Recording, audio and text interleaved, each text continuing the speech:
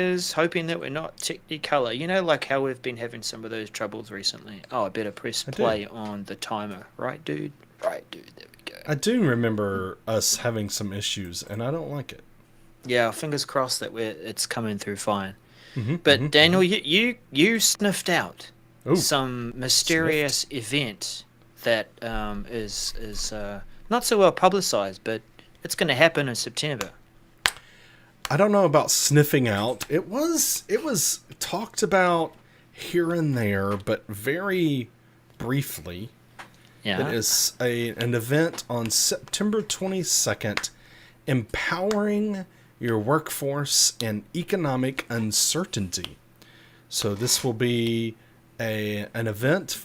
Satya will be giving urgent insights every leader needs to know in a rapidly changing economic environment. I Mm. read what was on the page because that's all we know. Do you love how This, the sort of sunset globe thing makes it feel like yes. it's off into the Now, sunset? I will say, and actually, it looks Viva ish. Yeah.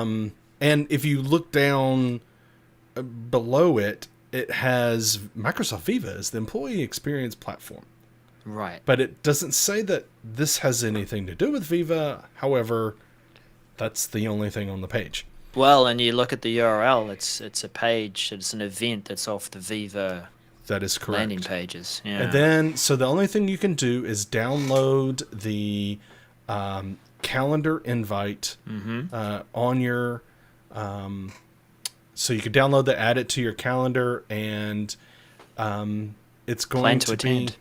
yeah, plan to attend. With the summary is save the date, empowering your workforce in economic uncertainty. So I would advise everyone to go ahead and download that calendar invite, save your time in on September 22nd, and join this event. It's going to be an interesting one. So Yeah. do it. Well, let's crack on to the show.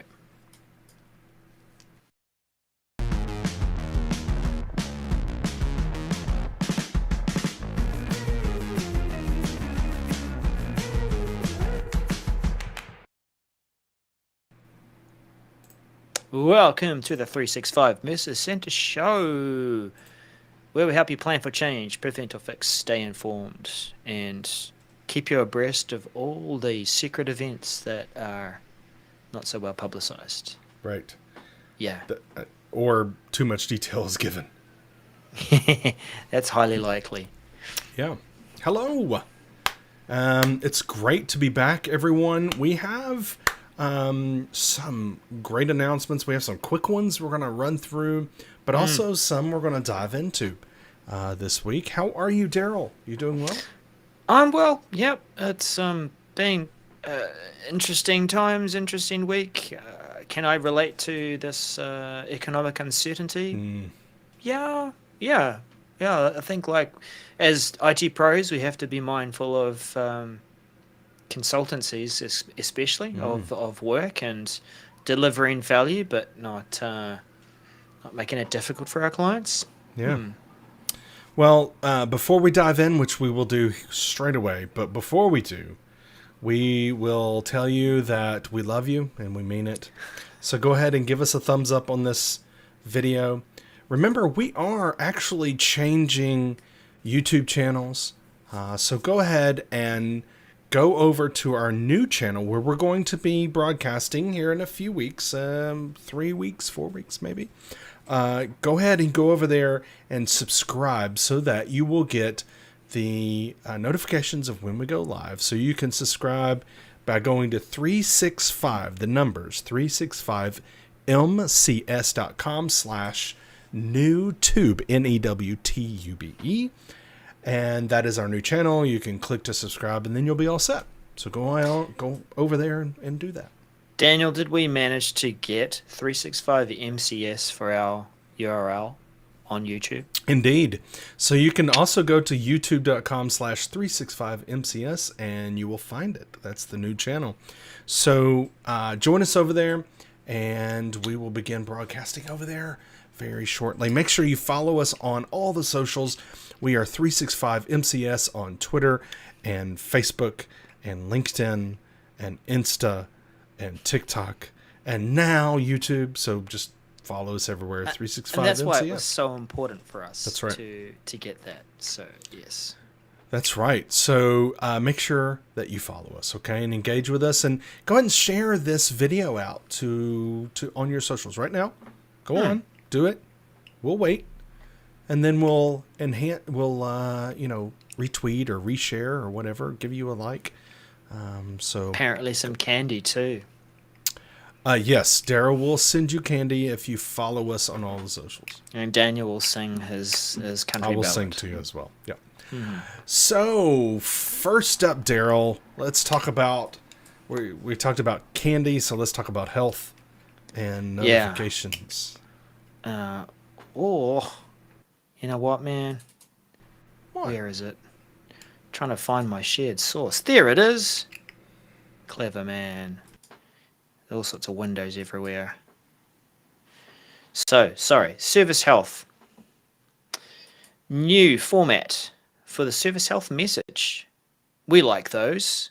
We like them even more if we can glance at them and see exactly what that message is, so we can determine whether we should read it or not. So MC424411 is showing us that they are indeed making an effort to change that format. Over on the left, I could blow this up a bit more, but there we go, is how we currently see the Service Health notifications. They'll come through. The subject line is Service Health Notification. Good. Into the body of the text, Online Service Alert. And then the details are kind of tiny. But, you know, if you open up the email because the subject line got your attention, you would have got to that. But look at the improvements they have made. They've got the Service Health ID, you know, for that. They've got the notification, even sort of calling out what service has been affected.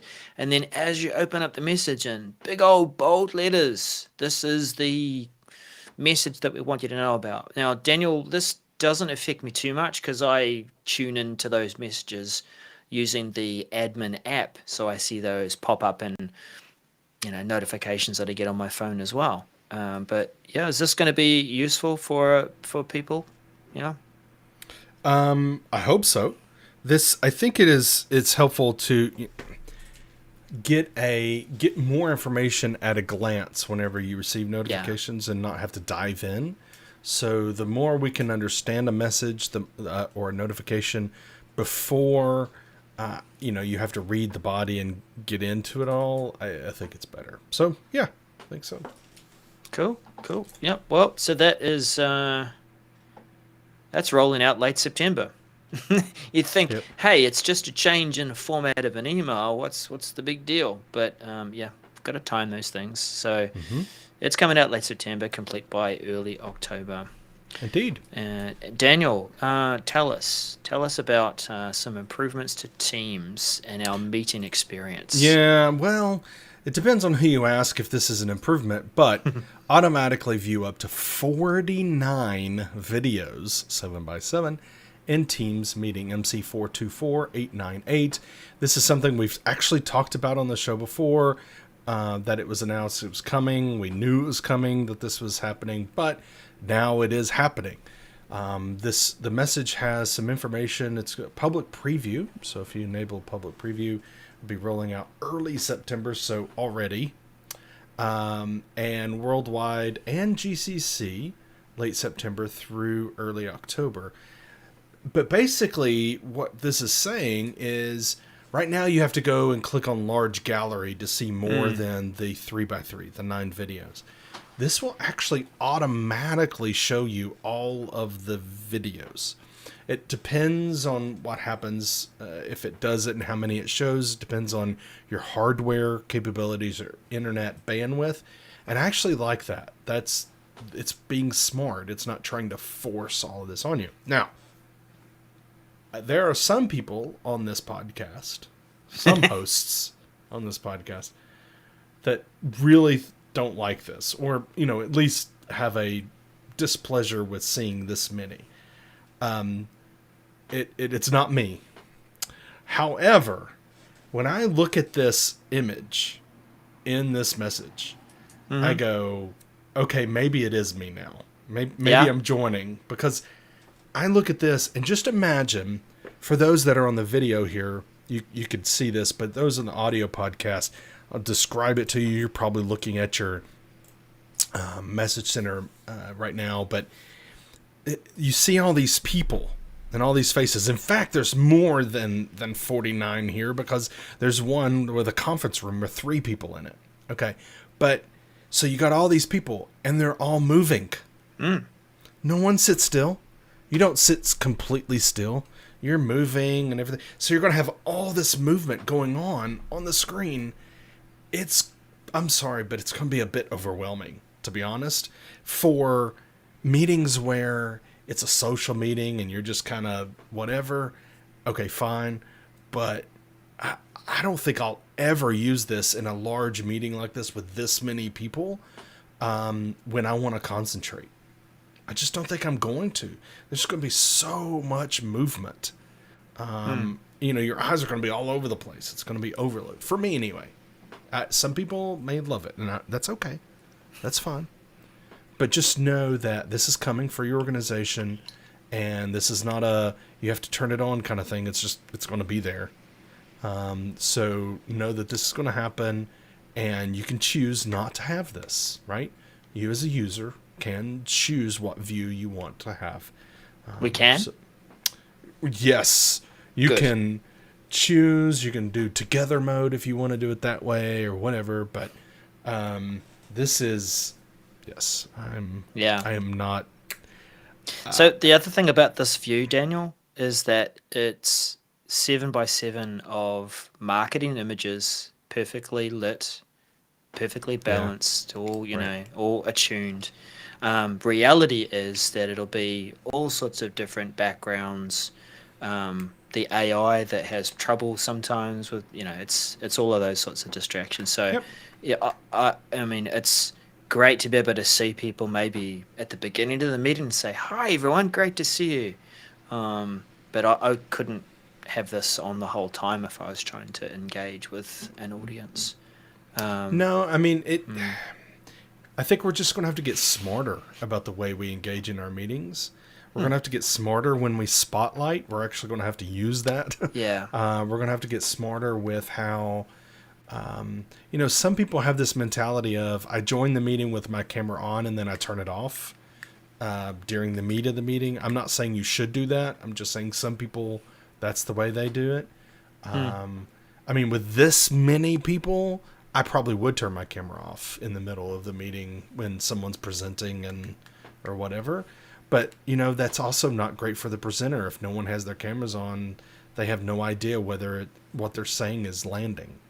Right? Yeah. So, as a presenter, anyway. I wouldn't know how it's landing either, because I can't glance quickly and then focus on a face out of all of that. It's just a more natural experience when you're standing with people and you've got that. But yeah. Indeed. But yep. it's going to so be that's there, rolling out very soon. So, Darrell, here's a quick one for you.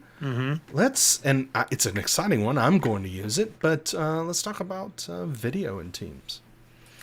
Yeah, well, this is something that I mused about maybe 3 or 4 years ago, hoping that we would get something where we could leave video messages in Teams, and here it is, video clips in Teams chat, MC427757. Concept here is that you can leave short video messages in Teams. Now, you can sort of do that now. You could record something and attach it to a chat message, but it's not going to play in line, and it's going to mangle it. I've experienced it. It sort of compresses it. It's not great, but this is keeping in mind a way that we've all started to use different social apps and things, that we can create a short little video, say a lot more than what we can with text. Maybe string it together and upload that. So this is good. It's going to be configurable around messaging policies as well, because it is a messaging feature. So if you want to attune that or turn it off, then so be it. But I am glad to see that, and it'll be available in preview mid-September. So that's about a week or two away. And in GA, it'll be available late September, complete early October. Yeah, I'd send you a video message, Daniel. Yeah, and that's it's limited to 1 minute. So don't think this is you're given a presentation or anything. I mean, this is just a quick check-in, giving a quick message. I think this is actually, I predict this is going to catch on pretty well, especially for those use cases on mobile. And I think it's going to be, it's going to catch on. I really do. Yeah. What I do want to confirm, though, is where these files are stored. Indeed. Is it like with Yammer, where if you record something that's sitting out there, it doesn't take anything off your storage? Or is this going to be saving to my OneDrive? And maybe then it'll be a bit like our meeting recordings, where there'll be some kind of expiry deletion process. Which we'll see. Yeah, which I don't like. So, because these are not meetings, these are actual messages, just like a typed message, except more interactive. But, good to see another option. Keeping with Teams chat, Daniel, tell us about this new thing. Yeah, and this is akin to something I use all the time. Schedule send for Teams chat, MC427758. Yes, I use schedule send for emails a lot because I don't want my coworkers to expect or think that I expect a response now if it's on the weekend or it's at night or it's early in the morning, or I want to time it. I use it all the time, but I also use it for my clients. If I'm catching up on a Sunday night, for instance, maybe I took a few hours off on Friday. I need to catch up. Oh, there's some emails.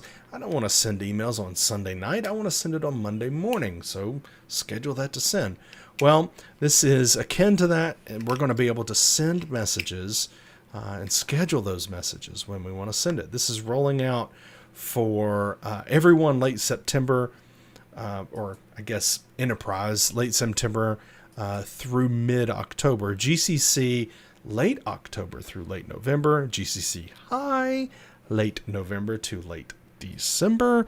And DoD late January through late February. I just want to call out that this message has all of those levels kind of called out and laid out for us. Why don't all messages do that? I don't know. Anyway. So you'll be able to schedule messages. Now, you can't do it too far in advance. It's just only 7 days or less in advance. And, it's just going to be a regular message. You can't flag it to be urgent or important, because if it was urgent or important, then maybe you wouldn't be scheduling it. There's instructions, which is cool here in the message. We like to see screenshots. We'd like to see messages on details on how to do this. I see this, honestly, my guess is maybe a lot on mobile. I forgot. I need to send the team, this thing. I need to send Jill this message. I forgot to send that to her.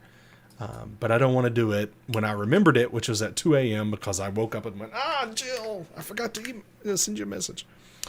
So anyway, this is coming. And I think it is great for, flexible schedules. We all don't work 8 to 5 every day. So this will help us communicate when we want to.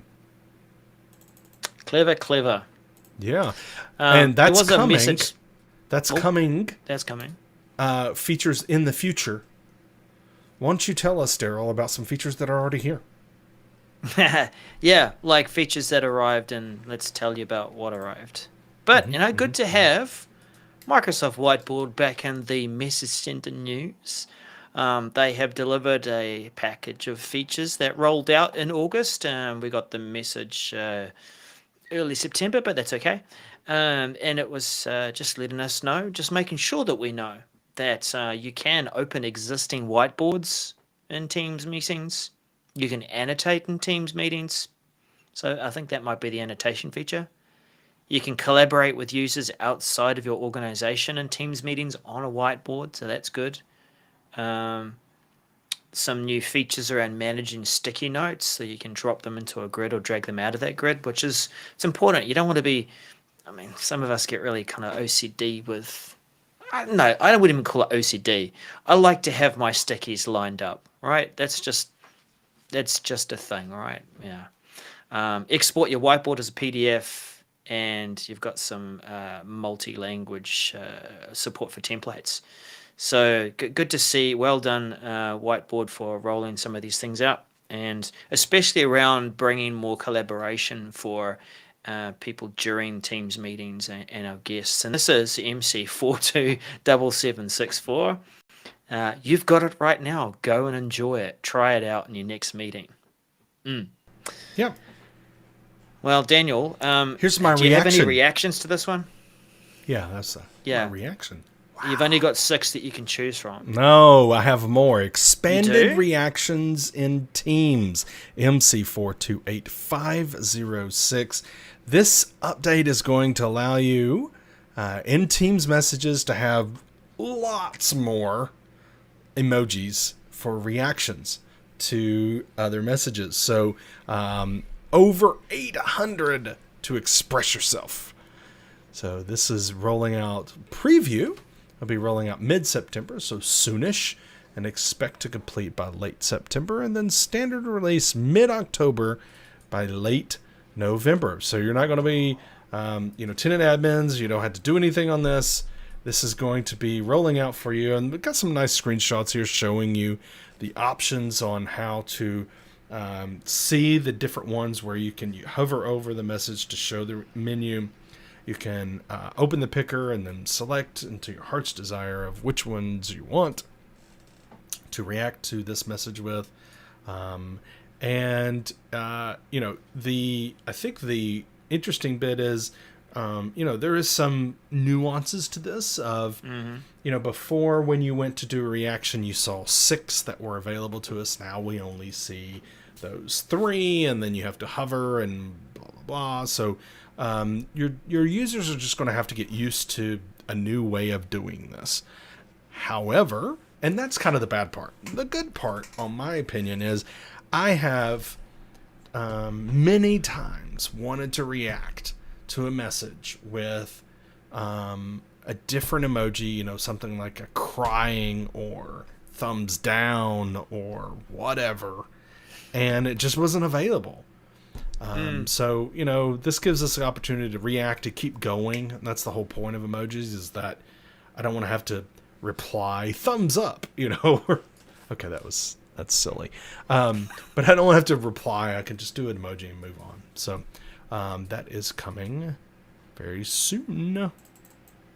Yeah, looking forward to stringing some modern day hieroglyphics together to tell a story. So Darrell, tell me about. I want a SharePoint update. We haven't had a SharePoint update yet, so I want a SharePoint update. But I want one about people. Give me an update. Well, I would, but it looks like I've forgotten to add it as a favorite, so you're gonna have to. Yeah, I find know. Yeah, so just everyone, remember, this is just your reminder about how to look up a message in the message center. I'm gonna jump out of favorites. I'm going to paste in that ID that we quote during our messages. We'll favorite that so that we can go back to favorites. This is how the sausages are made in this sausage factory. Oh my. But yeah, I think this is a big deal for those of us who use the people card to signal who should be contacted about this page or who's presenting in this event.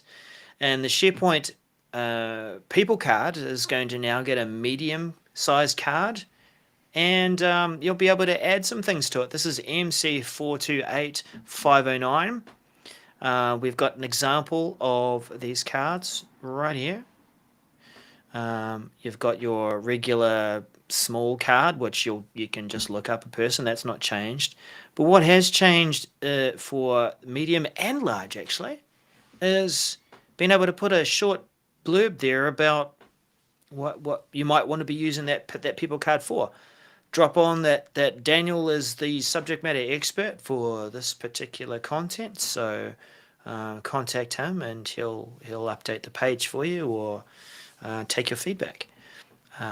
This is really cool, Daniel. Good to see an update to one of the longer running web parts. Well, and it is because oftentimes you come to pages and you see a people card and you're like, great, what's that have to do with this page?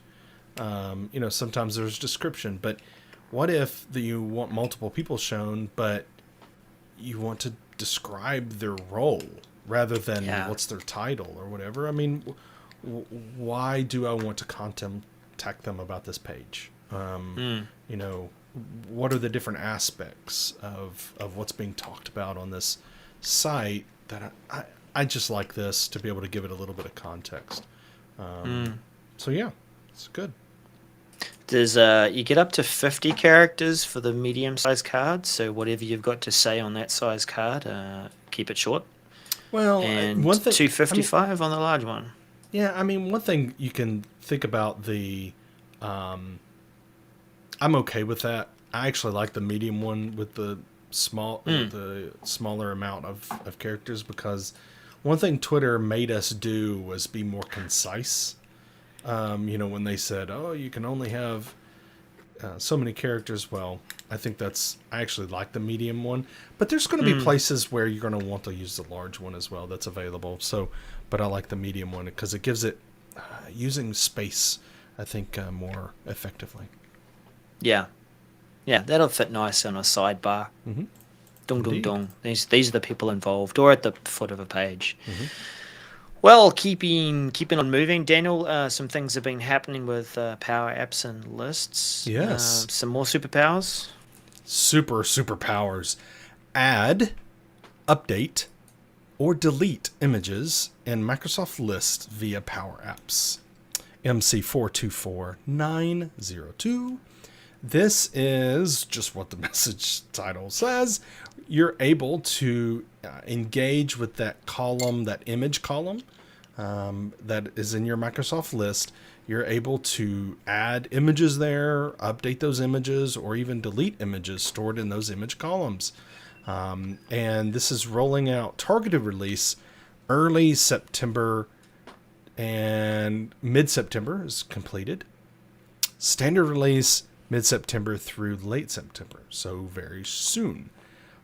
So you'll be able to do that with any new apps that you're creating. You're going to be able to select the SharePoint connector, the data connection, and be able to do that because remember, Microsoft List is SharePoint, and be able to work with those. Now, important to note, and this is something we've talked about on the show before.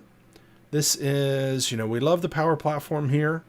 I use it for our clients, and so love it, okay?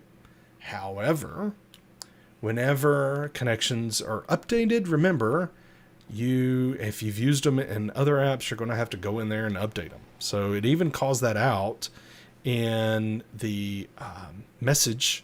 It says the SharePoint data connection must be deleted in your existing apps that use the SharePoint connection and then re-added so that the data schema can be refreshed to get this improvement interaction with your Microsoft List. Okay, Does it stop working? Or does it just continue without the new functionality? Right. No. It would not stop working for your old stuff, your existing apps, I should say. Yeah. So, yep. But if you want the new, then you're going to have to go and update. Fair enough. Yep. So you're already touching it because you're already planning, how can I change my code? Sorry, no code, or is it low code? I forget.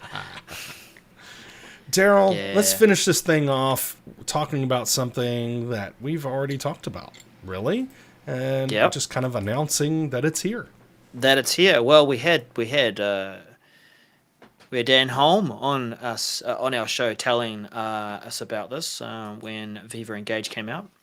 And now the public preview for Storyline for Yammer and Viva Engage is here, MC428510. And this is the ability to create, again, I guess in the same vein as the video messaging we have for Teams, except this time it's about having your own landing page for your stories and your posts, and if people follow you, they can tune into that, subscribe to your updates, or follow you on Viva Engage and Yammer, and you'll see along the top the stories that you want to that you can record and share with people. Now our org have experimented and played a bit with this because we use Yammer, and it's pretty good. There's two ways that you can do this. Of course, the best experience is from your mobile, and we tried using it within Viva Engage within Teams on the mobile. Needs a bit of help there in terms of pointing people to which buttons to press, and when you record something and you say post, or it takes a little while to put that video together, render it, put it up there. It's got this little splash screen there that tells you this is what's happening, and then you can press post. But yeah, I think the richer, easier experience feels like Yammer, because it's actually it's in an app, not in an app within an app. But yeah, I think it's for an org like us who do use Yammer, we'll be using it and telling our story as we go and maybe visit clients or work on some things or have a short inspirational day. Yeah, I think it'd be good. Awesome. So there's some instructions there about how to turn it on, to turn on public preview, and also what you want to do when it's generally available. You just want it to be available automatically and immediately when it goes GA. So have a look at that message to learn more. But that is the show, sir. Indeed, it is. We want to thank everyone that joined, everyone in the chat room. Thank you so much. We hope you found value in this, and please share this audio podcast or this video, depending on how you consume, with your friends and family and your coworkers, and then let us know how you enjoyed it or didn't. Give us some highlights on what you thought about the show, and we'd love to hear from you. We are 365 MCS everywhere on all the socials. So really appreciate you coming out and having a watch or listen. Daniel, do you make your family listen to tech podcasts when you're driving places? Of course, yeah, sure. Mm-hmm. Okay. I usually get booed out of the car, which is odd because I'm driving, but yeah. I mean, I listen to our podcast nonstop all day. Multiple times. Oh yeah, I just have it on repeat. So don't say that, because then our view count, right? It's not just us contributing to it. No, that's not what I'm saying. Oh, no, okay. I'm suggesting that's what people should do. They should start with the latest, click play, and then make sure it's going to autoplay, and then just leave it. Just leave it there in the background, listening and absorbing what we're saying. Go back to your favorite shows talking about updates that happened years ago, because we're that entertaining. That's right. All right, everyone. Thanks for tuning in. We'll see you next week. Bye-bye.